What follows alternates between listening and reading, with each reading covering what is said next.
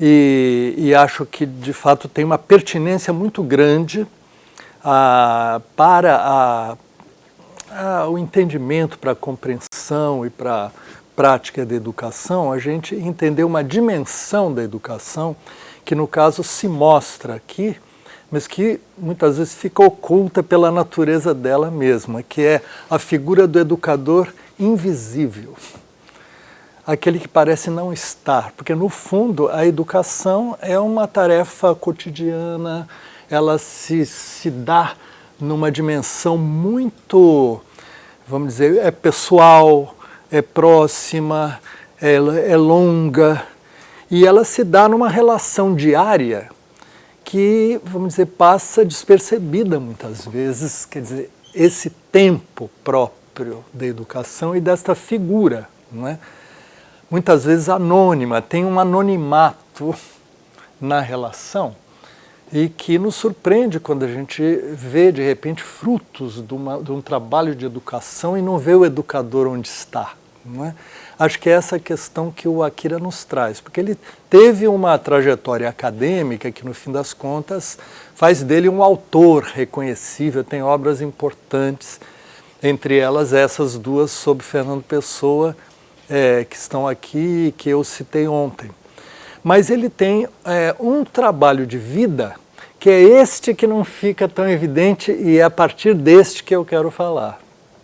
Tanto é assim que quando ele morreu, houve uma excepcional congregação, uma reunião da congregação na Unicamp que reuniu os dois departamentos, nunca existiu, dois institutos, Institutos da Linguagem e Institutos de Ciências Sociais, fizeram a mais longa sessão da história, porque havia uma fila interminável de pessoas que queriam dar depoimento sobre em que momento chave da vida estava o Akira, foi decisivo para elas virem a serem quem eram, né? Então, aí eu insisto nisso, é a tecla do educador invisível, né?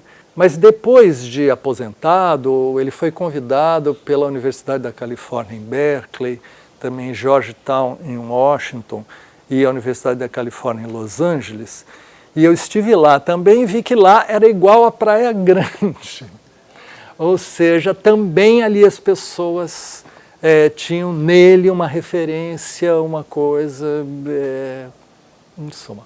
Com isso eu completo o arco de uma história em que eu vejo um educador que, desde o curso primário até o pós-doutorado, no Brasil, na periferia de São Vicente, no Brasil e no exterior, tem uma atuação em que tem essa espécie de coerência, essa integridade em que qualquer que seja o nível, isso não importa, nenhum é mais importante do que o outro.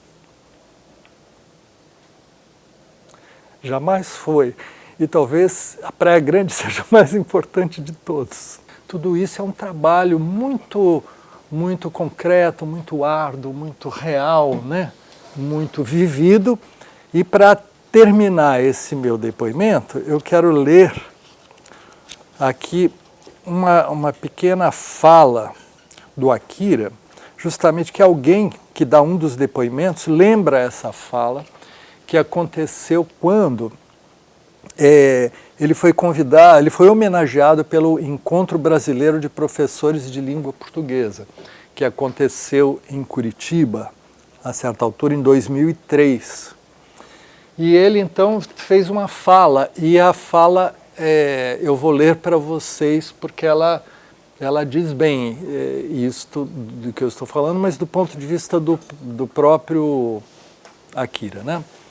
Então, é o seguinte: confesso que meus sentimentos diante da possibilidade dessa homenagem sempre foram confusos.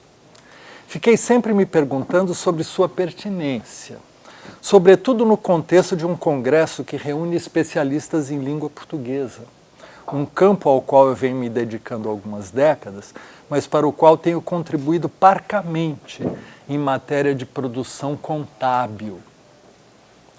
Aceitar a homenagem em nome de quê? Recusá-la por quê? Na dúvida, falou-me, em primeiro lugar, o respeito às razões que motivaram os organizadores que tiveram essa ideia. E, em segundo lugar, o pecado muito perdoável da vaidade. Do privilégio dessa homenagem, se ela teria de ocorrer um dia, prefiro usufruir não só por ainda estar vivo, mas sobretudo por sentir-me confortável recebendo esse sopro de afeto que me motiva a continuar exercendo a grande herança que meus pais, ambos professores, me legaram: ensinar. Aqui eu abriria um pequeno espaço para franquear um pouco meus sentimentos em relação a essa tarefa, para mim, vital. Me lembro muito bem que um dia, numa escondida escolinha da periferia de São Vicente, um aluno, garoto dos seus 8 ou 9 anos, me disse que havia acordado antes do sol nascer para apanhar-me uma goiaba, antes que o passarinho viesse bicá-la.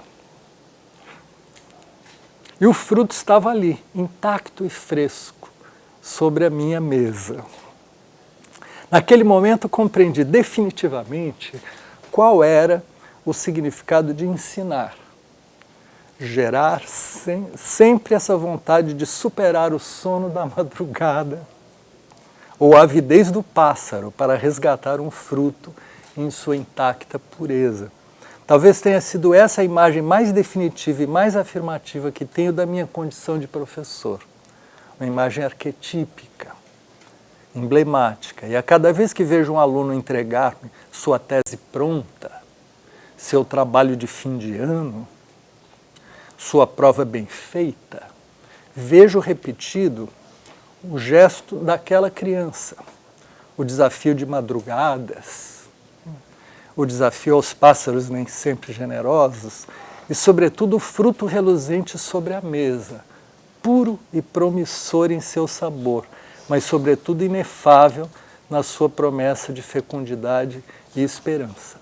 Essa homenagem generosa aceito-a como sendo dirigida à comunidade dos mestres aprendizes, a qual tenho a honra de pertencer.